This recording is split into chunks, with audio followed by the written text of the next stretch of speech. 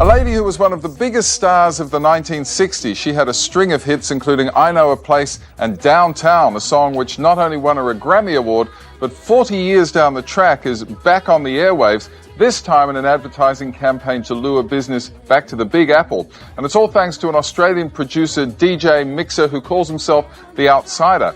Before we talk to Petula Clark, let's have a little listen to Downtown 2003.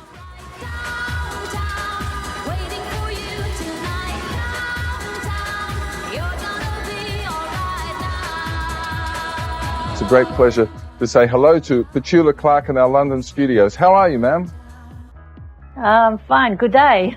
Good day to you. You just can't keep a good song down, can you?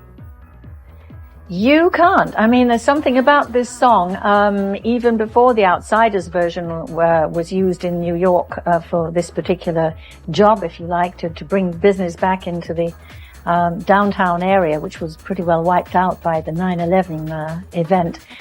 Even before that, they've been asking me to go over there and sing the song, and I've done it several times. It's a kind of, it's like an anthem for the New Yorkers. It was first a hit in England in 1964 because we recorded it here in England with Tony Hatch, and it was a big hit here. It didn't make it to number one. I think it was the Righteous Brothers that kept us out of the number one spot with You've Lost That Loving Feeling, which was a great record. So damn those Righteous Brothers. How did it feel when you heard that this little Blue Pie Productions, a little Australian company, had done a deal with New York City to have your song as part of their campaign over there? I think it's absolutely great. It's the kind of thing that I absolutely love about this business, you know.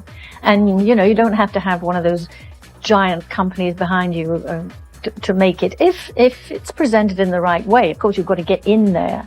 And I suppose the product was great, and it was snapped up, and I'm so delighted. I really am. I mean, you know, even if it had nothing to do with me, I would be delighted. It's the kind of story I like. Take us back to the time when Downtown was first a hit in the 60s, those heady days of the 60s, because you were already a big star by then, weren't you?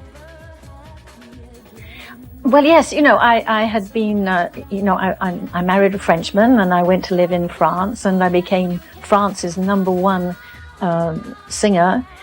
Of course, I'd had a career before that in England, but this was my sort of adult career, if you like, in France. I did a lot of growing up in France, personally and professionally.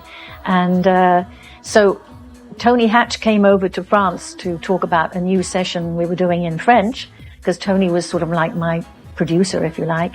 And he said, you know, I really think you should record again in English. And I said, sure, if I could find the right song. And he said, well, I've just started writing this song. I have a title and the melody. You want to hear it? I said, sure, I'll go make a cup of tea and you play it on piano for me. And that's when I first heard Downtown. I was in the kitchen making a cup of tea, and I came back and I said, that's a great melody. If you can write a lyric up to the standard of the melody, I can't wait to go in the studio and do it.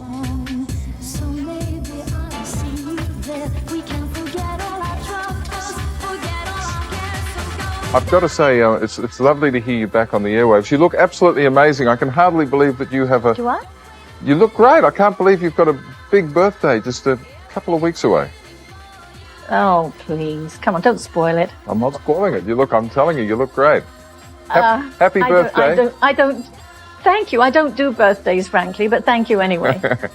Happy birthday from all your fans in Australia, and it's lovely to hear you back on the airwaves, and all the best. Thank you.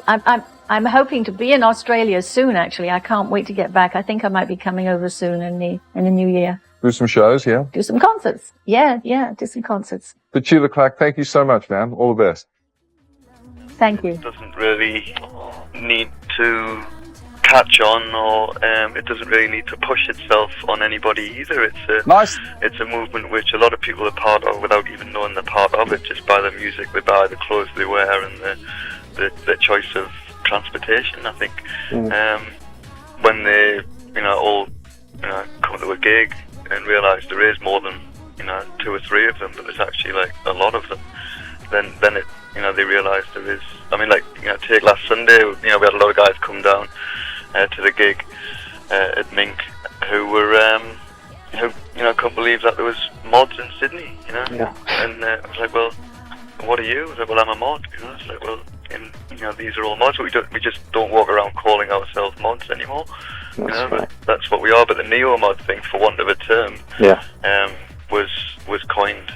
We were just sitting around, and somebody said, well, what are we now? I'm like, well, I'm still a mod. I always have been. And somebody else said, well, I'm a neo mod. And I was like, well, that sounds good.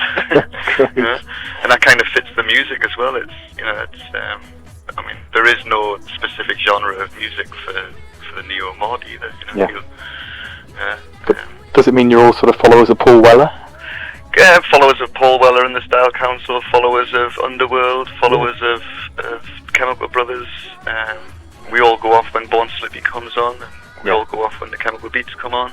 Likewise, we all go off when That's Entertainment by the Jam comes on as well. Did you see the Chemical Brothers when they came over? I did, yeah. Yeah. That was a good concert, wasn't it? Yeah. And the Jacks as well. Yeah. I think that was last year or the year before. That's right. I think they're on the way back over as well. So, we like the Basement Jacks, and then we'll take it all the way back to Shirley Brown. Yeah. And beyond, even. And I think that shows our age, but I think there's a lot of young kids who come along to the gigs who are obviously influenced by their parents' record collections and stuff, because they know all the tunes anyway. That's it's true. just they're hearing it the way they like, sort of thing, with drum machines and those sounds. So I think it's a case of ears. Well, that's great. So, I mean, basically, then you're not retro like some people are. You're not stuck in the past. You're actually endorsing and moving on with the times as well. That's good. I don't. I don't wear retro clothes, and I don't ride a retro or classic scooter. I ride a Vespa PX 200, which is a classic scooter shape.